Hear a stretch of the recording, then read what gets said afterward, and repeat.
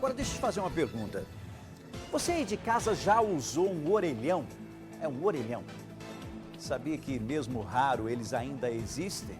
O nosso repórter Túlio Amâncio percorreu a cidade para saber como é que está a situação desses aparelhos aqui em Uberlândia. E eu converso diretamente com ele, que eu tenho certeza que nunca usou esse aparelho.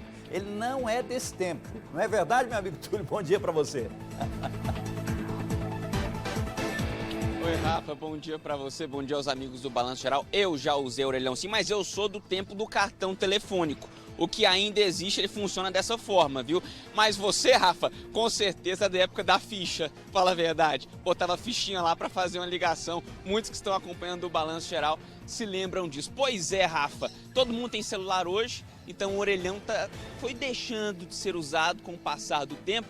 Pra você ter uma ideia, nós pegamos alguns números aqui em Uberlândia, quando o orelhão bombava mesmo, década de 80, década de 90 também, as pessoas faziam cerca de 7 milhões de ligações por ano, utilizando os telefones públicos.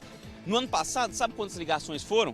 434 mil. De 7 milhões, com o passar do tempo foi caindo para 434 mil ligações. Agora, pelo que a Anatel determina, obrigatório mesmo é que tenha orelhão só em pontos de aglomeração, como escolas, hospitais, praças muito movimentadas, como por exemplo a Praça Tubal Vilela. E eu fui lá na praça, fui no centro da cidade conversar com o pessoal para saber há quanto tempo você não usa um orelhão. Você ainda usa o orelhão? Eu ouvi gente falar que há 10 anos não usa um orelhão, há 15 anos. Mas e aí, quando precisa? Aí eu peguei o orelhão e ele não está funcionando, Rafa. Aí também não dá, né? Tem que funcionar. Se existe, tem que funcionar. Mas, ó, há praticamente um veredito de que pelo menos daqui, no máximo, 4 anos, não vai ter mais orelhão na cidade não, viu? Eu conversei com um dos responsáveis pela empresa de telefonia aqui da cidade, a principal empresa. Ele falou sobre isso comigo, daqui a pouco a gente vai ver a reportagem. Vamos ouvir um trecho agora. Alguns países do mundo já desativaram completamente suas plantas de telefones públicos, né? Então, por exemplo, Suécia foi o primeiro país que decretou a extinção do orelhão. O Brasil vai caminhar no mesmo sentido, todas as operadoras devem passar por isso. A gente estima aí 4 anos, 5 anos, talvez não mais do que isso, a gente não deva ter orelhões mais em funcionamento nas cidades. A criançada já vê, nem sabe o que é aquilo, né? Não sabe mais o que é aquilo, né? A turma já está bem conectada. É assunto que eu mostro para você ainda hoje aqui no Balanço Geral, e você pode participar com a gente lá no Facebook do Balanço, porque eu quero saber há quanto tempo você não utiliza um orelhão. Conte lá, por favor. Olha só, 2 homens foram presos suspeitos de participar de um assalto aqui no nosso estado.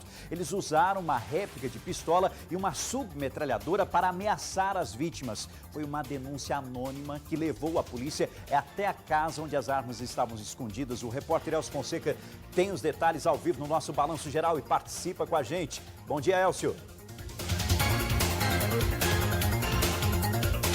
Oi, Rafael, bom dia para todos. Olha, as armas estavam escondidas no quintal de uma casa, estavam enterradas lá e eram 3 criminosos, 3 que cometeram esse crime. A família estava jantando quando a residência. Eles amarraram os moradores e trancaram eles no banheiro da residência, exceto uma adolescente de 16 anos que foi levada para um dos quartos e abusada sexualmente por um dos criminosos. Os outros 2 fizeram uma limpa lá na casa, roubaram R$800 em dinheiro, celulares e também outros pertences da família, Rafael.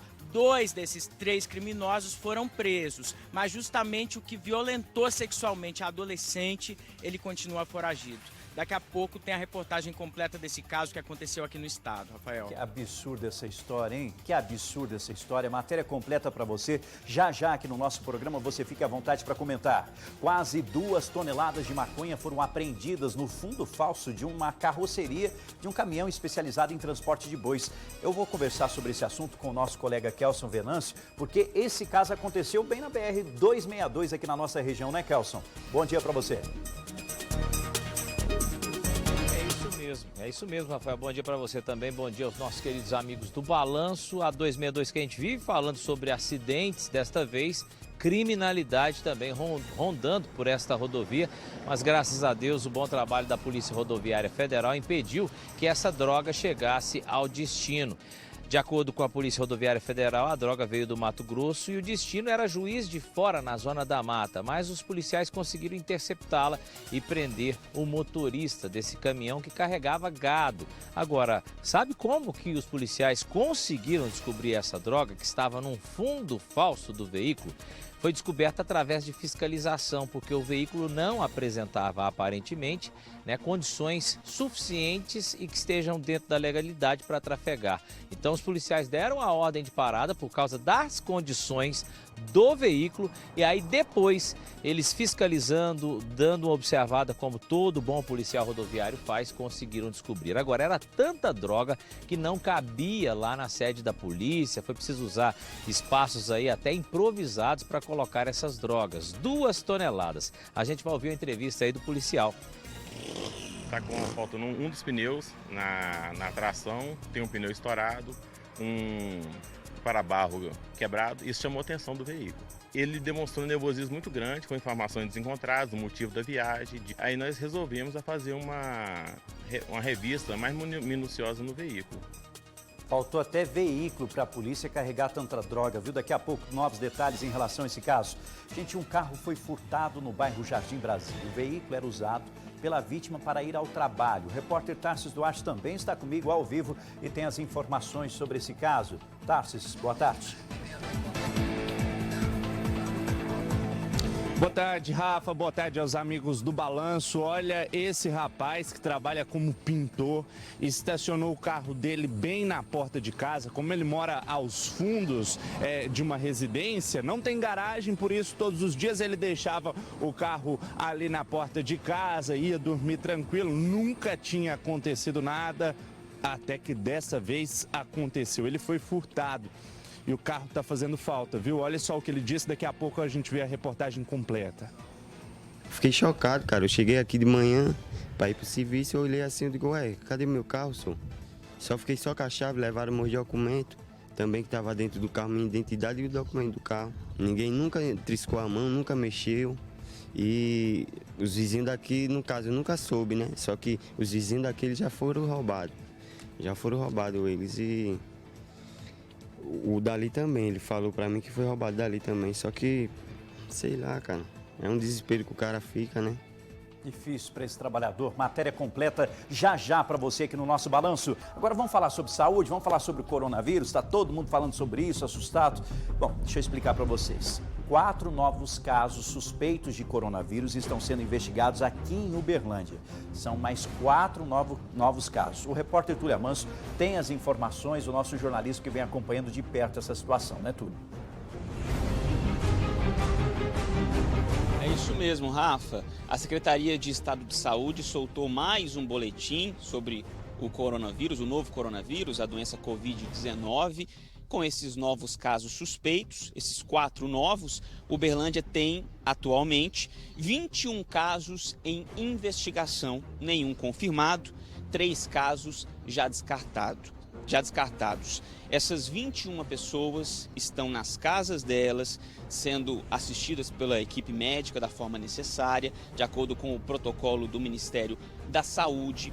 Elas ficam em um período de quarentena e esse período é de 14 dias, isoladas, sem receber visitas, além de médicos, porque esse é o período de incubação do vírus, que é de 14 dias. Depois disso, elas podem ter contato normalmente com outras pessoas. Lembrando que ontem a Organização Mundial da Saúde declarou pandemia sobre o coronavírus. Isso significa que há uma disseminação em nível mundial, já são mais de 100 países com o registro do Covid-19. Aqui no Brasil, atualmente, segundo o Ministério da Saúde, o número oficial é de 69 casos. Dentre esses casos, Rafa, o do secretário de comunicação do Palácio do Planalto, o Fábio Van Garten. Segundo o que a esposa dele disse num grupo de WhatsApp da escola dos filhos dele, ele foi confirmado com coronavírus, o secretário de comunicação do governo. Então, por conta disso, até o Bolsonaro, que teve contato com ele, o presidente Bolsonaro, que estava em viagem para os Estados Unidos com o secretário de comunicação, ele está sendo observado também, Rafa. É verdade. A gente continua falando sobre esse assunto porque em Patos de Minas, mais 2 casos suspeitos do vírus estão em investigação. O Elcio Fonseca também acompanha a situação lá no Alto Paranaíba e tem as informações. Elcio. Rafael, aqui são 2 pessoas que estiveram no exterior e voltaram para Patos, agora estão com sintomas da doença. Uma dessas pessoas está em casa, passa bem, e a outra está internada no hospital da cidade, em uma área isolada. É preciso agora aguardar os resultados dos exames para confirmar ou descartar a contaminação dessas 2 pessoas pelo coronavírus. Lembrando que na semana passada já tinha um caso suspeito aqui na cidade, mas esse caso já foi descartado, já saíram os resultados dos exames aí, deram negativo. Rafael, portanto, agora são mais 2 casos aí suspeitos em investigação aqui na cidade. Tá certo, obrigado, viu, Elcio? O Elcio continua acompanhando, trazendo os detalhes, e eu lembro você que o Ministério da Saúde, ele acabou fazendo uma cartilha. Essa cartilha foi divulgada, muitas pessoas receberam em relação ao coronavírus. Eu vou ler aqui alguns dos itens que foi colocado nessa cartilha, que é o seguinte: primeiramente, sem pânico. Segundo, sem fake news, sem beijo, abraço e aperto de mão. Visita aos idosos, pode também esperar um pouquinho, vamos evitar esse tipo de contato. Lave sempre as mãos e procure não tocar o rosto. Cubra o rosto quando tossir, a gente sempre falou sobre isso aqui no nosso Balanço Geral e, por favor, utilize o antebraço, não utilize as mãos. Faça isso, não só para o coronavírus, mas sempre, tá bom? E tem um item aqui que é muito importante, que é respeite o próximo. Tenha bom senso, respeite o próximo. Lembre-se, por favor, sem empurrão, sem briga, sem muito contato. Evite aglomerações, grandes aglomerações e, por favor, sempre alerta. Bom, você sabe que em relação a fake news, a gente aqui no Balanço Geral vai sempre trazer a informação correta para você, todos os detalhes, explicando direitinho para você o que de fato está acontecendo sobre o coronavírus. Então fique atento, meu amigo e minha amiga, siga as orientações e previna-se. A orientação médica que todo mundo está passando agora é que a gente deve melhorar a nossa imunidade. Como isso? Como isso? Cuidar da nossa alimentação, alimentar no horário certo, viu? Ter aí vitaminas nessa alimentação que ajude no nosso dia a dia, se hidratar muito bem, tá bom? Porque a partir do momento que o nosso organismo está pronto, preparado, está forte, fica muito mais fácil resistir a qualquer tipo de vírus. Então fique atento, meu amigo, minha amiga, qualquer nova informação eu conto para você. A gente continua girando informação porque um jovem foi preso por tráfico de drogas e 100 comprimidos de êxtase foram apreendidos. O Tarsis Duarte tem as informações e explica tudo pra gente, por favor, Tarsis. Pois é, Rafael, isso aconteceu em Ituiutaba, no Pontal do Triângulo. A Polícia Civil, ela fez a abordagem a esse jovem no momento em que ele recebia a encomenda com 100 comprimidos de êxtase. Tudo isso foi possível porque os policiais civis receberam informações do Departamento Estadual de Combate ao Narcotráfico, que fica em Belo Horizonte. E com isso começaram a fazer o monitoramento desde o momento em que a encomenda saiu do Rio de Janeiro até parar em Ituiutaba, aqui no Pontal do Triângulo. O jovem de 18 anos foi preso, ele não quis dizer nada à polícia, ficou em silêncio, foi encaminhado até o presídio da cidade. Rafael. Obrigado, Tarso. A notícia não para, porque uma mulher foi encontrada morta com um golpe de faca. Isso em Uberaba. O Kelson Venâncio está acompanhando essa história e tem as informações. Kelson. Essa mulher tinha desaparecido desde o último domingo. A última vez que ela foi vista, segundo testemunhas, foi dançando em um bar que fica no Residencial 2000, o mesmo bairro onde ela foi encontrada no fim da tarde de ontem. E esta mulher estava morta. Os policiais chegaram nesta casa depois que vizinhos sentiram um mau cheiro. Quando os policiais chegaram, constataram que a mulher estava sem vida e chamaram a perícia. De acordo com o perito, ela já estava em estado avançado de decomposição. Os peritos também descobriram que ela tinha uma perfuração no tórax, um pouco abaixo do pescoço. Imediatamente depois de fazer o trabalho, eles levaram o corpo para o IML, Instituto Médico Legal aqui de Uberaba, E no laudo da necrópsia foi constatado que, além dela ter sido assassinada, ela também foi estuprada. As investigações agora são para saber se isso aconteceu antes ou depois da morte dela. Diante dos fatos e de informações de testemunhas que estavam no local, os policiais militares já partiram em diligências por algumas ruas do bairro, já que desconfiavam de algumas pessoas, e conseguiram abordar 3 suspeitos, sendo que um deles é um homem que tinha um relacionamento há algum tempo com essa mulher. Ele foi abordado em uma rodovia próxima ao bairro, mas negou que tenha cometido o crime.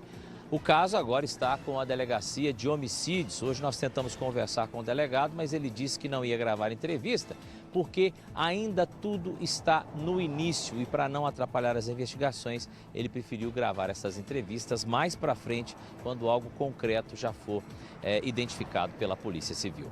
Rafael. E lembrando que a Polícia Civil também pede a ajuda da população. Você que sabe de alguma coisa em relação a esse crime bárbaro que aconteceu em Uberaba, você que tem alguma informação que ajude a polícia a desvendar, a descobrir quem realmente foi o assassino que cometeu esse crime tão cruel, entre em contato com a polícia, procure, por favor, a polícia na cidade de Uberaba. Obrigado, viu, Kelso, pelos detalhes aqui no nosso Balanço Geral. Vamos tirar informação porque, atenção, um homem atirou 5 vezes em uma oficina mecânica após desentendimento em Patos de Minas. Elcio Fonseca, que desentendimento foi esse? Por que disso tudo?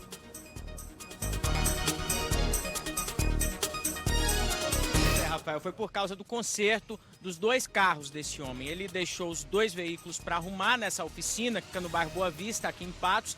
Deixou num dia, pegou no outro. Mas aí ele não gostou do serviço. Diz que pelo menos um carro continuou com problema. E daí ele voltou na oficina, mas voltou armado e já chegou atirando lá, viu? Atirou, atingiu 5 carros, aliás, vários carros que estavam lá de outras pessoas, e também atingiu a TV da oficina e a parede do escritório. Ele foi preso, felizmente, pouco tempo depois. A arma que ele utilizou foi apreendida e depois disso a família procurou a polícia. A família desse homem diz que ele tem problemas mentais, Rafael. Que isso, mano?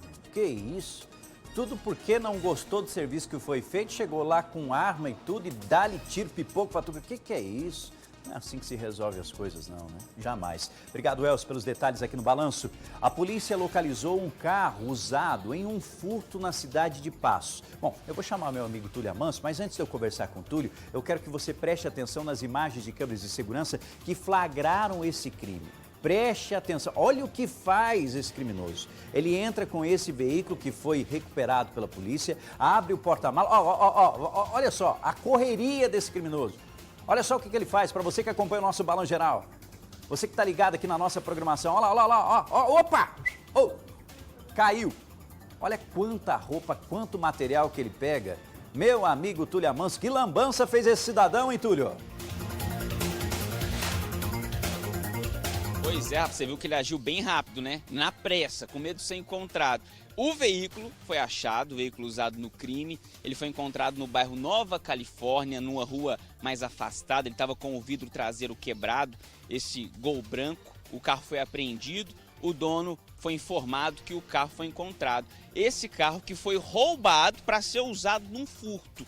A gente viu o vídeo aí na tela do Balanço Geral, onde aparece só uma pessoa, mas a polícia suspeita de que participaram 2 pessoas dessa ação criminosa, Rafa. Isso foi na madrugada de terça.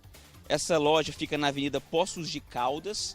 Então eles usaram esse carro para fazer esse estrago todo que fizeram aí na loja. Depois fugiram, tiraram os produtos do carro e abandonaram o veículo no bairro Nova Califórnia. E a polícia agora conta com essas imagens e com a ajuda da comunidade para encontrar esse autor ou os autores desse crime, Rafa. Alô, meus amigos de Passos, grande abraço a todos vocês, sei da grande audiência do Balão Geral aí, viu? Obrigado pelo carinho. Olha só a lambança que fez esse cidadão. Olha isso, ó quanto chapéu, ó. Aí ele joga de qualquer jeito, só 2 caem lá dentro do porta-malas. Olha lá, olha isso. Aí ele fecha o porta-malas, quanta roupa inclusive se perdeu, né, nas ruas aí da cidade, nessa ação criminosa. Que bom que o veículo foi recuperado, mas a polícia precisa também encontrar todos esses materiais. Imagine o prejuízo para o dono desse estabelecimento. Prejuízo para o dono desse estabelecimento. Provavelmente ele cometeu o crime do furto do carro só para cometer aí esse crime nesse estabelecimento comercial, lamentavelmente, né? Uma criança foi socorrida pelos bombeiros de Uberaba após prender o dedo em um ralo. O Kelson Venâncio vai falar sobre isso aqui no nosso Balanço Geral. Você sabe que criança, a gente não pode descuidar, né, Kelson? Um minuto sequer, um segundo sequer, não pode de jeito nenhum. E ela vai, mexe, quer mexer nisso, mexer naquilo, aí colocou o dedinho no ralo. E o que aconteceu, Kelson? O dedo ficou preso. Essa é uma ocorrência muito comum aqui em Uberaba. O Corpo de Bombeiros vive atendendo pedidos de pais desesperados porque encontram seus pequeninos nessa situação. E criança, como você disse, não pode descuidar. Bichinho é espoleta mesmo, Rafael. Criança corre, criança sobe no sofá, na mesa, tenta colocar o dedinho na tomada. Existe aqui até aquelas tapa-tomadas, né, que muitos pais colocam aí para evitar choque. E uma ocorrência muito comum é essa, né, da criança colocar o dedo no ralo. Só que desta vez a criança colocou o dedinho e o dedo começou a inchar e ficou preso. E aí, resultados, pais desesperados acionaram o Corpo de Bombeiros, mas aí a gente tem que sempre tirar o chapéu para o Corpo de Bombeiros que atendem diversas ocorrências assim, desde as mais simples até as mais complicadas e na maioria das vezes conseguem salvar estas vítimas desses problemas domésticos. E nesse caso, levaram um aparelho que eles têm que faz microcortes, né? E conseguiram aí rapidamente tirar o dedo da criança do ralo. O dedo estava um pouquinho inchado, mas estava sem problema nenhum, a não ser um inchaço mesmo.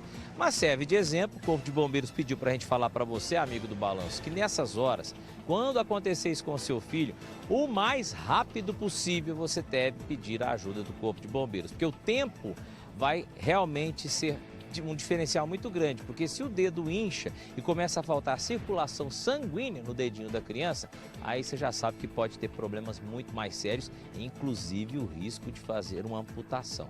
Então os pais dessa criança, mesmo com susto, mesmo com desespero, fizeram certo, chamaram rapidamente o Corpo de Bombeiros para o Corpo de Bombeiros poder tirar esse bebê praticamente, né, de 1 ano e 1 mês só nessa situação complicada. Rafael. Obrigado, Kelson. Fico alerta mesmo para você, pai e mãe que acompanha o nosso Balanço Geral, e parabéns aos militares, aos bombeiros pelo excelente trabalho aí, acalmando os pais e principalmente a criança. Um homem foi preso após atirar em um policial militar. Tarcísio Duarte, essa situação aconteceu em Coromandel, é isso? Exatamente, Rafael. Em Coromandel, os policiais militares faziam patrulhamento quando resolveram abordar 2 homens que estavam em atitude suspeita. E não deu outra, estavam em atitude suspeita porque um deles estava armado. E esse rapaz começou a correr. E como se não bastasse isso, como se tentasse, além de tentar fugir da abordagem policial, ele ainda atirou contra um PM que revidou com 3 tiros. Um deles acertou o pé desse suspeito e os outros 2 as mãos. Depois de receber atendimento médico, ele acabou preso. Os policiais ainda foram até a casa dele e lá encontraram um pequeno pé de maconha, 2 trouxas de cocaína e ainda uma bucha de maconha. 2 pessoas que estavam na casa também acabaram detidas e todos os suspeitos foram encaminhados até a delegacia de Polícia Civil, Rafael. Tá certo. Obrigado, viu, Tarso? Mas também vai atirar em policial aí, meu amigo? Não dá, né?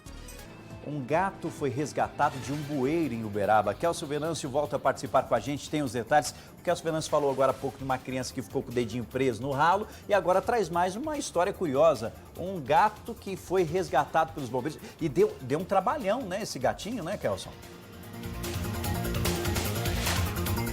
Rafael, esses pequeninos dando um trabalhão para o Corpo de Bombeiros. Os pequeninos que eu falo é porque a gente falou de uma criança, né, de 1 ano e 1 mês agora há pouco. Esse gato também é um pequenino, é um filhotinho. Eu vou te contar a história inusitada que aconteceu. Foi o seguinte, o pessoal estava lá na rodoviária, ali por perto, e começou a ouvir um miado. E miava para cá, miava para lá, e o pessoal olhava, gente, mas tem um gatinho que está com algum problema. Porque era muito barulho que ele fazia, só que não encontrava esse gato.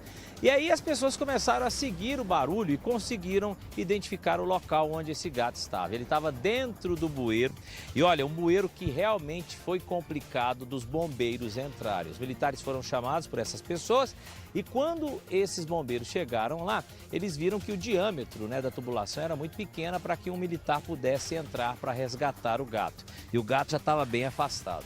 Aí, Rafael, veio a ideia brilhante de um dos militares que realmente tem que tirar o chapéu. Como atrair o gato para resgatá-lo? Um militar teve a ideia de colocar um barulho, né? Um miado de gato, ele conseguiu pela internet no celular, no smartphone, e colocou ali na porta ali da tubulação, né? Na entrada da tubulação, e começou a disparar o play para tocar o miado do gato. Resultado, o gatinho que estava lá mais para frente começou a escutar aquilo e achou que era algum companheiro, enfim, ele começou a escutar o miado do gato eletrônico, do smartphone, e foi em direção aos bombeiros. Quando ele chegou lá, os bombeiros conseguiram resgatá-lo com vida, sem nenhum arranhão. A gente tem foto aí do resgate, mas a ideia foi brilhante demais, este caso do Corpo de Bombeiros aqui de Uberaba, Rafael. Tá certo, história curiosa. Obrigado, viu, Kelsey? O gatinho tá bem, viu? Tudo certinho com o gatinho. Olha só, um motociclista ficou gravemente ferido em um acidente que aconteceu na BR-354, entre Lagoa Formosa e Patos de Minas. Elcio Fonseca tem os detalhes, por favor. Esse acidente foi hoje cedinho, Rafael, por volta de 7 da manhã, perto de Lagoa Formosa, mais perto de Lagoa do que aqui de Patos. E segundo a polícia, o motociclista ele tentou desviar de um carro, fazer uma ultrapassagem em local proibido, mas o motociclista não conseguiu desviar totalmente desse carro, acabou batendo na lateral dele, aí ele foi arremessado da moto, teve ferimentos graves, ele foi trazido para o hospital regional aqui em Patos, continua internado, continua sob cuidados dos médicos da equipe do hospital regional e a polícia até levou o motorista que teria tentado fazer a ultrapassagem em local proibido para a delegacia para ele prestar esclarecimentos, Rafael. Tá certo, obrigado, Elcio, pelos detalhes aqui no nosso Balanço Geral. Agora vamos falar um pouco de política, movimentação na Câmara Municipal. A Câmara escolhe neste momento um novo vice-presidente da casa. Ele vai ocupar o lugar que era do ex-vereador Wilson Pinheiro, que teve um mandato cassado. Danilo Cacheta está acompanhando de perto tudo isso, toda essa movimentação, e tem os detalhes aqui no Balanço. Danilo, boa tarde para você. Oi, Rafael, boa tarde para você, boa tarde a todos. Pois é, uma grande novidade hoje, né? A gente ainda não sabia quando ia ser feita essa substituição da cadeira de Wilson Pinheiro na mesa diretora da Câmara Municipal. Hoje de manhã eu estive lá na Câmara conversando com os vereadores e logo no início da sessão o presidente Ronaldo Tanus já informou que ia chamar a eleição desse novo representante para hoje. Primeiro teve uma discussão jurídica, política entre os parlamentares lá da casa, porque uma corrente defendia que só poderia ser escolhido o novo presidente por chapa e não por cargo, o vice-presidente. Isso porque o regimento interno da Câmara não prevê uma eleição isolada por cargo, mas eles aplicaram em analogia o entendimento do regimento interno da Assembleia Legislativa de Minas, que já tinha sido inclusive objeto de estudo aqui pela Justiça de Uberlândia, uma vez que em 2015 situação semelhante aconteceu quando o então presidente, vereador professor Neivaldo, saiu e o vice, Adriano Zago, foi impedido de assumir o cargo porque eles entenderam que tinha que fazer uma nova eleição isolada para o cargo de presidente. Esse foi o entendimento da Justiça, inclusive. Em 2018, o Tribunal de Justiça de Minas, em um acórdão lá dos desembargadores do TJ, eles entenderam dessa forma mesmo. Como o regimento da Câmara Municipal era omisso nesse sentido, eles então entenderam que deveria se fazer, por analogia, o regimento da Assembleia Legislativa e aí esse entendimento da eleição isolada. Isso ainda gerou discussão hoje aqui na Câmara Municipal, lá na Câmara. Os vereadores discutiram, mas o presidente Ronaldo Tanus, embasado no entendimento da Procuradoria-Geral da Câmara, manteve a decisão de fazer a eleição para hoje, deu até meio-dia para que os dois candidatos pudessem se inscrever, são eles Leandro Neves, do PSD, e Valquir do Amaral, do Solidariedade. Os dois se inscreveram até o meio-dia e agora começou a votação. Exatamente nestes instantes nós estamos vendo as imagens aí ao vivo da sessão da Câmara Municipal de Uberlândia.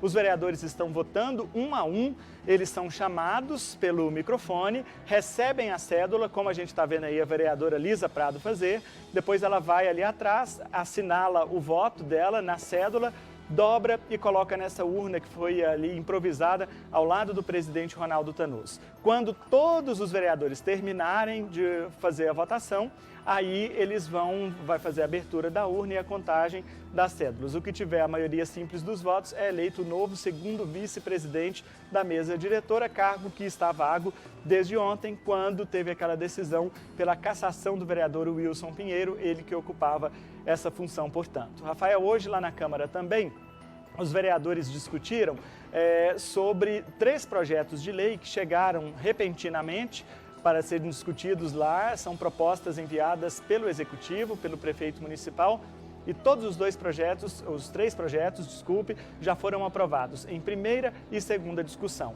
Essa também foi uma crítica de parte dos oposicionistas, porque o projeto chegou em cima da hora para ser votado na penúltima sessão do dia e não tinha sequer, na penúltima sessão do mês, e não tinha sequer o parecer ainda da Comissão de Legislação, Justiça e Redação, que é a primeira comissão que precisa analisar as propostas que chegam na casa. Essa comissão, inclusive, é presidida pelo líder oposicionista Tiago Fernandes, mas ele resolveu dar andamento a essas propostas e fez as análises, emitiu o parecer para cada uma delas, elas foram aprovadas. Uma delas, Rafael, propõe que pessoas que têm dívidas com o DEMAI, de impostos, de taxas e tudo mais, contas, elas não vão ser mais executadas judicialmente se a dívida for menor do que R$10 mil. Então, um limite de até R$10 mil, as dívidas não são executadas. O projeto também permite que o DEMAI possa abrir mão de dívidas que já estejam em execução fiscal, que sejam inferiores a R$10 mil. Esse também foi aprovado, talvez seja um que tem maior impacto, assim, diretamente na vida de todos os cidadãos, que essas dívidas pequenas de R$200, R$300, R$400, às vezes R$1.000, elas não vão ser mais executadas judicialmente pelo DEMAI, aprovado agora o projeto da Câmara Municipal. Rafael, a gente continua acompanhando a votação, dá para a gente ver mais as imagens? Olha só, os vereadores estão votando, então, 1 a 1, a votação do segundo vice-presidente da Casa. Rafael, só para a gente entender, esse cargo, ele é um cargo de auxílio ali à mesa diretora, vai ocupar o cargo eventualmente quando por impedimento do presidente, em decorrência de alguma viagem, de algum afastamento por problemas de saúde, ocupa o primeiro vice-presidente e depois o segundo vice-presidente. O primeiro é o vereador Antônio Carrijo, que já foi escolhido nessa eleição da mesa diretora que tivemos recentemente no mês passado. Bom, aí o voto então, portanto, do vereador Misaque Lacerda, eles estão registrando o vereador Valquir do Amaral, ele flerta com a oposição, ele é do Solidariedade, entrou no lugar do vereador Juliano Modesto, que foi cassado também, afastado pela Justiça e depois cassado. E o vereador Leandro Neves, ele também está ali em substituição ao vereador, ex-vereador agora, Alexandre Nogueira, que também foi afastado judicialmente e recentemente cassado pelos parlamentares. Depois que eles foram cassados, é que esses 2 parlamentares foram de fato efetivados na vaga, foram considerados titulares. Por essa razão é que eles podem se candidatar a cargos da mesa diretora. Nós vamos continuar acompanhando aqui, assim que tiver o resultado de quem é o novo vice-presidente da casa, eu vou trazer aqui para você, viu, Rafael? Curioso, por favor, não tira o olho não, acompanhe tudo de perto que já a gente vai trazer os detalhes aqui no nosso Balanço Geral. Bom, atenção você que está acompanhando aqui o nosso Balanço Geral, deixa eu já pôr ele na tela, meu amigo Danilo Cacheta, porque olha só, nós temos aí o resultado da eleição do novo vice-presidente da Câmara. Quem é que venceu a disputa, Danilo? Pois é, acabou de sair o resultado, o vereador Magu, que auxilia o presidente Ronaldo Tanús ali na apuração dos votos, ainda está fazendo a conferência, mas o vereador Leandro Neves, do PSD, é o novo vice-presidente da Câmara Municipal de Uberlândia. Ele teve 16 votos. O vereador Valquir do Amaral, do Solidariedade, teve 8 votos. Então, por essa razão, o vereador Leandro Neves, do PSD, ele foi da Ordem Demolei, também já ocupou a diretoria de apoio à juventude da Secretaria Municipal de Desenvolvimento Social da Prefeitura de Uberlândia, é formado em administração, é representante comercial, está na vaga do vereador Alexandre Nogueira, que foi afastado pela Justiça e depois cassado pelo Parlamento. Ele, portanto, é o novo segundo vice-presidente da Câmara Municipal, ocupa a cadeira deixada por Wilson Pinheiro, que também foi cassado pelos vereadores. A gente vê imagens ao vivo agora, Rafael, portanto, da contagem dos votos. O vereador Leandro Neves já sendo mostrado aí, o novo vice-presidente, segundo vice-presidente da mesa diretora da Câmara. Agora só os procedimentos finais com a contagem das cédulas, a confecção da ata e posteriormente a publicação do resultado no Diário Oficial do Legislativo. Viu, Rafael? Aqui é assim, a gente mostra a mesa, é na hora, para você que acompanha o nosso Balanço Geral. Agora volta aqui. Ô Danilo, posso aproveitar e abusar um pouco mais de você, da sua competência? Porque eu não posso ficar sem falar sobre o governo do Estado, porque o governo de Minas Gerais, ele sofreu um baque após o veto parcial do governador Romeu Zema ao projeto de lei que trata a recomposição salarial dos agentes de segurança. Por que do baque? O secretário de governo entregou o cargo e o vice-governador rompeu com o Partido Novo, que é o partido do governador do Estado. Verdade. Danilo, que lambança é essa, meu amigo? É verdade, viu, Rafael? É realmente uma crise política que se instalou, né, no governo de Minas Gerais e é um problemão aí para o governador Romeu Zema agora resolver. Bom, sobre a situação do projeto de lei, só para a gente lembrar o que aconteceu. Depois de muita reivindicação das forças de segurança pública do Estado de Minas, e isso a gente está falando o quê, Rafael? De policiais civis, policiais militares, de agentes penitenciários, de bombeiros militares também. O governador Romeu Zema apresentou um projeto à Assembleia Legislativa que dava uma recomposição salarial de 41,7% para as forças de segurança do Estado ao longo de 3 anos. Seria 13% em julho deste ano, mais 12% o ano que vem e mais 12% em 2022. Acontece que isso gerou um problema imenso lá na Assembleia Legislativa, porque as demais categorias do Estado também reivindicaram esse ajuste. Os deputados, então, incluíram uma emenda concedendo o mesmo reajuste para todas as demais categorias do Estado, inclusive os professores da rede pública estadual. O governador Romeu Zema teve mais um problema com essa proposta. É que o Ministério da Economia disse que, se ela fosse aprovada, o governo de Minas estaria impedido em aderir ao regime de recuperação fiscal do governo federal. E isso é considerado pelos analistas imprescindível para o governo conseguir controlar as contas do Estado e honrar com os compromissos que ele tem. Até mesmo porque hoje, a dívida do governo de Minas com o governo federal é algo em torno de 92 bilhões de reais. Então, o que acontece? Diante disso tudo, o governador recuou, resolveu vetar a proposta que ele mesmo havia enviado para a Assembleia Legislativa e deixou só o primeiro artigo, o artigo que concede 13% de reajuste aos policiais, às forças de segurança do Estado. As demais categorias não tiveram nenhum aumento. Isso caiu como uma bomba na Assembleia Legislativa de Minas, porque o veto do governador, essa sanção parcial, também trouxe uma indigestão imensa com a articulação política e foi isso que o deputado licenciado do Democratas, Bilac Pinto, que estava ocupando a vaga de secretário de Estado de Governo, decidiu largar o cargo. Ele divulgou uma nota ontem à tarde dizendo que não tinha mais condições de continuar na articulação política do governo com essa decisão de Romeu Zema, apesar de entender as razões do governador. Diante disso, o vice-governador, como você bem disse, também rompeu com o Partido Novo, o partido dos dois, do vice e do governador. Isso porque o próprio Partido Novo era contra essa decisão do governador Zema de conceder uma recomposição salarial tão alta como foi de 41% ao longo de 3 anos. Bom, resultado disso tudo, uma crise política sem precedentes. O governo de Minas agora vai ter que lidar com esse problema e também com as demais categorias do Estado que vão lá bater na porta do governador atrás de alguma recomposição salarial. É uma dor de cabeça para ele, sem sombra de dúvidas, viu, Rafael? Explicando essa dor de cabeça, é uma dor de cabeça interna do próprio governo, com os próprios secretários, é uma dor de cabeça com a Assembleia Legislativa, com os deputados, já que ele vetou, né, esse projeto, né, inclusive, porque os deputados queriam também esse reajuste, essa recomposição para as demais categorias, principalmente para os professores, e também esse desgaste que ele vai sofrer com os próprios trabalhadores, os próprios servidores, principalmente os professores, que ocupam uma grande parcela do número de servidores públicos aqui no nosso estado. Ou seja, que crise política gigantesca ele entrou.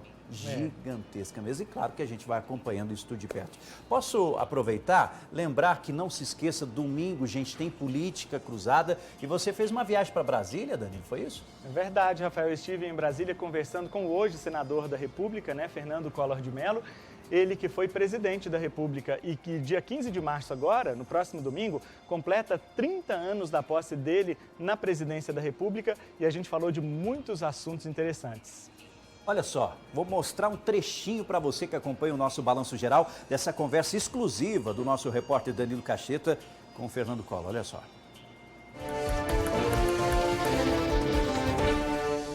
As experiências do passado e uma leitura do presente. O principal erro que eu cometi foi o descaso que eu tive na articulação com o Congresso Nacional. Um governo curto, turbulento e o confisco das poupanças. Nós represamos esse dinheiro todo. Não deixamos o dinheiro circular. Os registros da história do primeiro caso de impeachment do Brasil. Quando eu vi aquilo, eu disse, realmente, eu acho que agora está encerrado esse meu período como presidente.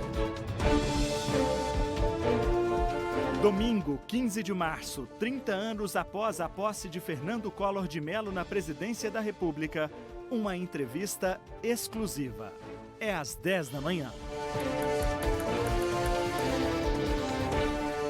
Todo mundo convidado a participar e acompanhar, entrevista exclusiva, assuntos interessantes. Eu fiquei extremamente curioso, inclusive, de ver algumas reações do ex-presidente da República, principalmente quando se fala a palavra impeachment.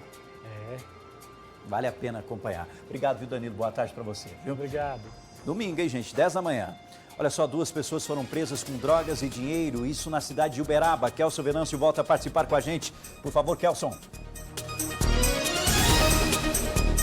Pois é, Rafael, a polícia combatendo o tráfico de drogas aqui na cidade de Uberaba. Desta vez eles estavam fazendo diligências pelo um local conhecido aqui como Coreinha e encontraram 2 pessoas em uma moto. Foi quando esses policiais deram ordem de parada para essas pessoas. E quando abordaram esses 2 elementos, eles desceram do veículo e o que pilotava a moto não tinha habilitação. Foi quando eles foram indagados e a polícia acabou encontrando com o que estava na garupa alguns pinos de cocaína.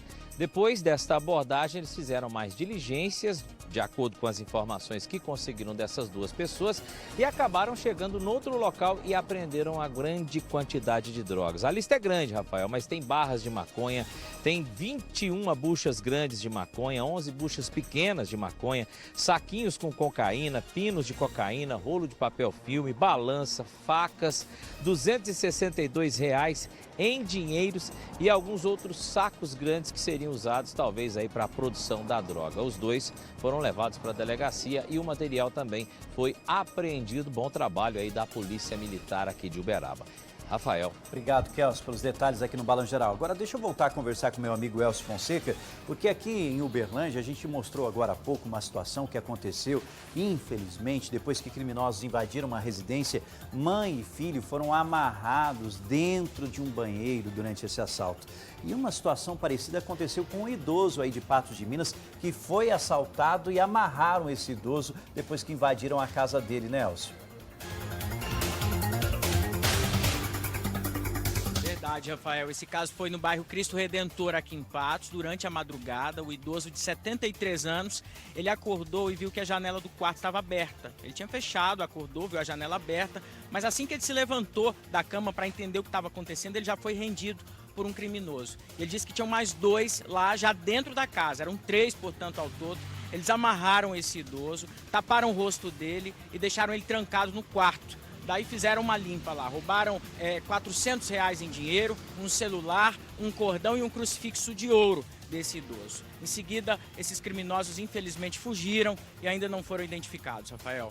Lamentavelmente, né? Mas a polícia logo, logo, se Deus quiser, vai encontrar esses criminosos. Obrigado, Elcio. E fica aqui meu abraço para esse idoso. Imagino que ele está passando agora.